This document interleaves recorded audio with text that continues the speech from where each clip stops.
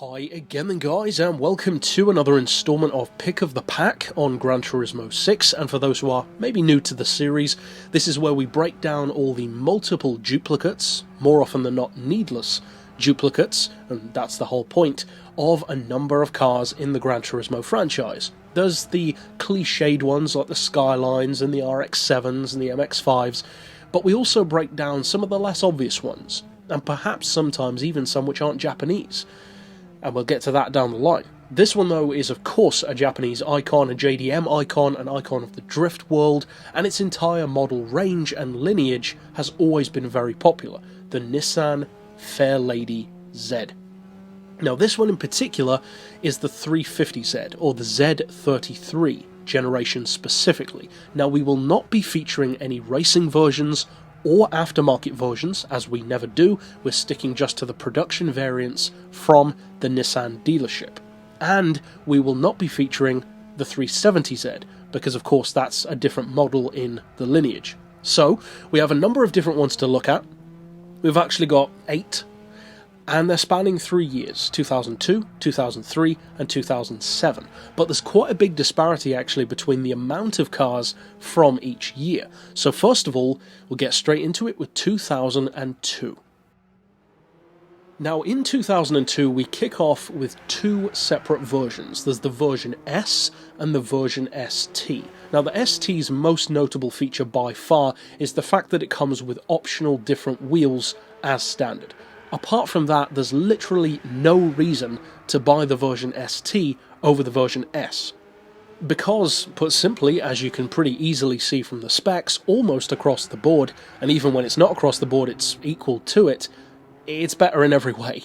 The version S is cheaper, it has a slightly higher maximum PP level, same power, same torque, of course the same engine size, the weight though is lower, and the horsepower per ton is consequently higher. So for 2002, it's a pretty obvious choice. If you're going to buy one, get the version S. However, hold off, don't buy it just yet, because the obvious choice of them all is usually the premium. If there is a premium version with the detailed interior, the visual upgrades, all that kind of stuff, that tends to be the one that people do go for.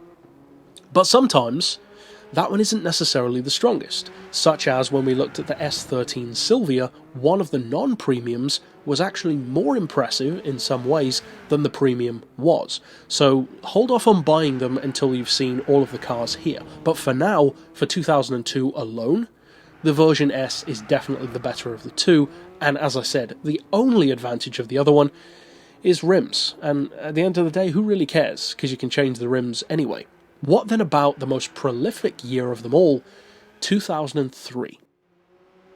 Well, with the 2003 model year, there's some good stuff and some unfortunate/bad stuff. Now, the good stuff is that we get the convertible. That's pretty cool. It's nice to have at least one ragtop variant for those who like it.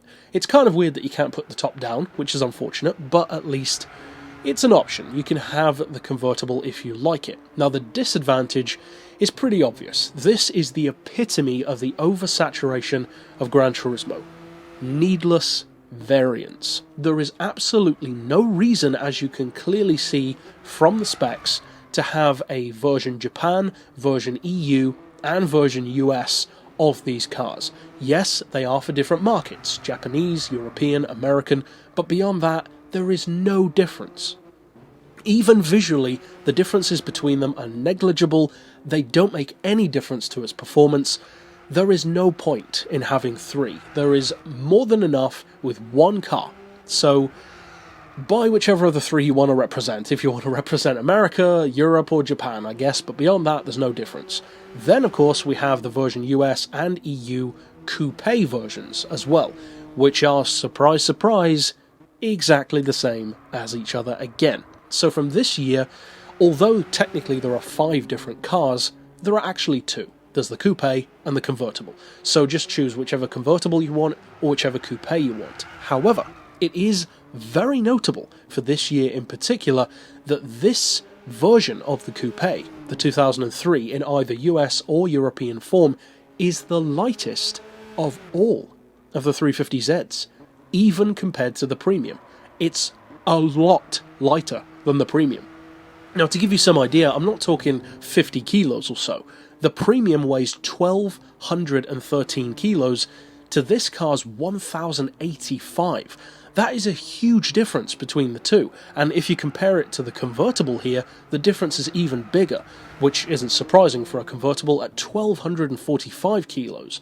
And because of the fact that the power on this coupe is the highest so far, but not quite as high as the premium, the horsepower per ton on this one is the best of them all. Both the European and American version of this year's coupe is the lightest and has the highest horsepower per ton.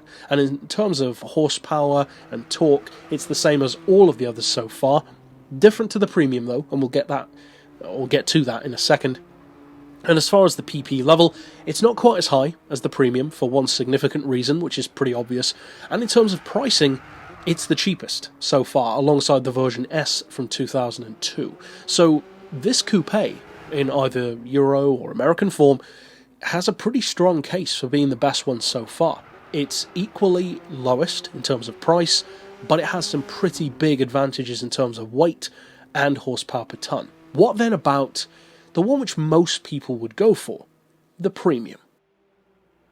Well, in 2007 we get just that, the premium 350Z version S. Now this car is the most expensive of them all, but only by 300 credits. So it's a pretty negligible difference, who really cares? Plenty of the others are 36 grand anyway, even the optional wheel version from the first year costs that much. The engine size of course is the same, but as I alluded to just now, the PP level in fully tuned form can go higher. And the reason for that is, of course, the flat floor. That allows any premium car that can have it to go much higher. So that's a huge advantage for this car, and it does, of course, make a difference to the handling as well, although the payoff is it does severely restrict top speed. In terms of power, this one is the highest of them all, but only by 6 horsepower. This one has 571, all of the others, literally all of the others, have 565, and interestingly, although it has more power, this one has less torque than every preceding model. That's interesting, and kind of surprising. It has 26 pound-feet less, whereas all of the others have 495, and as I already said, this one is heavier than the previous 2003 coupe. By a lot. It's 1,213 kilos compared to 1085. That's a pretty huge difference. Now, apart from that, it's still heavier from 2002 to now in comparison, so the premium isn't quite as dominant as people would like to think, which is why earlier on I said don't assume that. Now overall, which one should you buy? Well, the obvious choice overall is still the premium, because it just gives you a good all-round package. And stuff like better sound, better visual upgrades, better visual design and graphics, the fully detailed interior alone will sway a lot of people, and of course stuff like the flat floor and the higher power, as slight as it may be, that's all worthy of note. And of course, I've gone for the premium first, most people go for the premium first, it is an obvious choice. However, of all of the others, the only one which I would recommend giving a try is the 2003 coupe. And just take your pick, either the Euro or the American, it makes no difference, but that car is surprisingly good.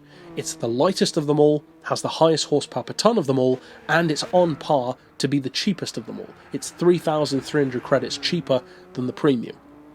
So overall, very surprising result, I would say. You'd assume that the premium would be the strongest, as it generally is, but on this occasion, it's worth taking a look at that 2003 coupe.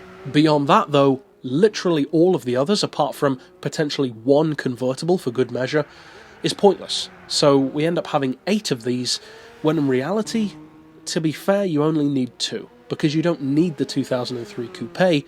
You could have just had one coupe and make it a premium, and one convertible and make that a premium. So instead of 2 cars, we got 8. So pretty much the epitome of this series, way too many of these, and that's not even including the racing versions, of which we also have more than enough, and the aftermarket versions, which again come in more than enough needless variations, and one of those was even featured in my boat series, so pretty bad. But of course, that's it for this pick overall. Stick around on the channel for more like this pretty much every week, and of course you can check out plenty of other huge breakdowns of stuff like the RX-7 and various Skylines that we've already done. But for now, as always, thanks for watching.